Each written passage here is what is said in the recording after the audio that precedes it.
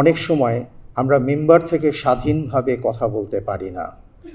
এই ব্যাপারে মাননীয় প্রধানমন্ত্রী আপনার দৃষ্টি আকর্ষণ করতে চাই। আমাদের ইমাম সাহেবরা, খতিব সাহেবরা যেন স্বাধীনভাবে কথা বলতে পারেন। আজকের এই অসাধারণ আয়োজনে আজকের প্রধান অতিথি গণপ্রজাতন্ত্রী বাংলাদেশ সরকারের মাননীয় প্রধানমন্ত্রী জনাব তারেক রহমান এবং ধর্মমন্ত্রী এবং সংশ্লিষ্ট যারা আছেন মন্ত্রী পরিষদ বর্গের সম্মানিত সদস্যবৃন্দ, এবং আমার সামনে আমি দেখতে পাচ্ছি বাংলাদেশের নানা অঞ্চল থেকে আগত মসজিদের সম্মানিত ইমাম, খতিব, খাদেমবৃন্দ, মুয়াজ্জিনবৃন্দ। ফলের নির্যাস ও দুধের সমন্বয়ে পোলার টর্নেডো গ্রিন অ্যাপল আইসক্রিম। মন ভালো থাক। এবং অন্যান্য ধর্মের সম্মানিত ধর্মীয় ব্যক্তিবর্গ, নেতৃবৃন্দ, আলহামদুলিল্লাহ, নিঃসন্দেহে আজকের দিনটি অসাধারণ একটি দিন এবং স্বাধীনতা পরবর্তী বাংলাদেশে এ পর্যন্ত যদি আমরা দেখে থাকি, একটু আগে তথ্যচিত্রের মাঝে এসছে যে মসজিদের ইমাম সাহেবরা কী করে থাকেন, মুয়াজ্জিন সাহেবরা কী করে থাকেন, এইভাবে তারা সমাজের কিভাবে সেবা দিয়ে আসছেন সেটা আমরা সবাই জানি।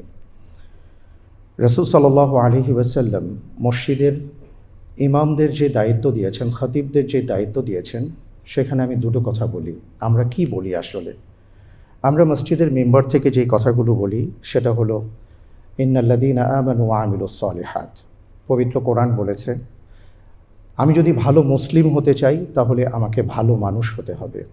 ফলের নির্যাস ও দুধের সমন্বয়ে পোলার টর্নেডো গ্রিন অ্যাপল আইসক্রিম। মন ভালো থাক। আমরা আমাদের মুসল্লি ভাইদেরকে, বোনদেরকে ভালো মানুষ হওয়ার ক্ষেত্রে উদ্বুদ্ধ করার চেষ্টা করি। দ্বিতীয় যে বিষয়টি সেটা হলো রাসূল সাল্লাল্লাহু আলাইহি ওয়াসাল্লাম পবিত্র কোরআনুল কারীমের আলোকে তিনি তার সাহাবায়ে কেরাম আজমাইনদেরকে নানা ধরনের নেতিবাচক আচরণ থেকে বাঁচার কথা বলতেন। আমরা আমাদের মুসল্লি ভাইদেরকে সেটাই বোঝানোর চেষ্টা করি, বলার চেষ্টা করি যে আমরা আমাদের আচার আচরণ যেন সুন্দর করি, আমরা যেন ভালো মানুষ হতে পারি, সেই কথাগুলোই মূলত আমরা বলার চেষ্টা করি।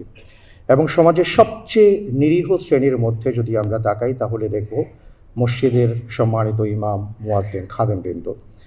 কিন্তু তাদের প্রতি এ পর্যন্ত সেভাবে কেউ দৃষ্টি দেননি। মাননীয় প্রধানমন্ত্রী, আপনি আপনার মায়ার পরশ মাখা সিদ্ধান্তে আপনি আমাদেরকে ভালোবাসা আপনার পক্ষ থেকে উপহার প্রদর্শন করছেন। এই জন্য আমরা আমাদের সম্মানিত ইমাম, খতিব, মুয়াজ্জিন, খাদেমবৃন্দের পক্ষ থেকে আপনাকে অনেক অনেক মোবারকবাদ জানাচ্ছি।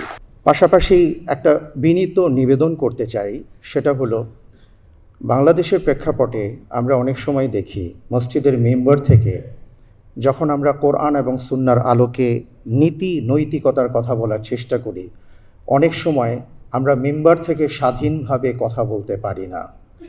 এই ব্যাপারে মাননীয় প্রধানমন্ত্রী আপনার দৃষ্টি আকর্ষণ করতে চাই। আমাদের ইমাম সাহেবরা, খতিব সাহেবরা যেন স্বাধীনভাবে কথা বলতে পারেন, সে বিষয়ে মেহেরবানি করে যদি আপনি ব্যাপারটি দেখুন। এবং এখানে মাননীয় ধর্মমন্ত্রী আছেন, তারও আমি দৃষ্টি আকর্ষণ করছি।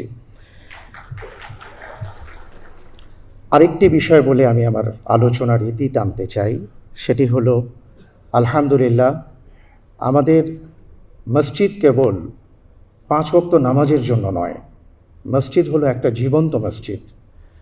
মসজিদে নববীর ইতিহাস যদি আমরা দেখি তাহলে দেখব মসজিদে নববী থেকে রাসূল সাল্লাল্লাহু আলাইহি ওয়াসাল্লাম অনেক কার্যক্রম হাতে নিয়েছেন।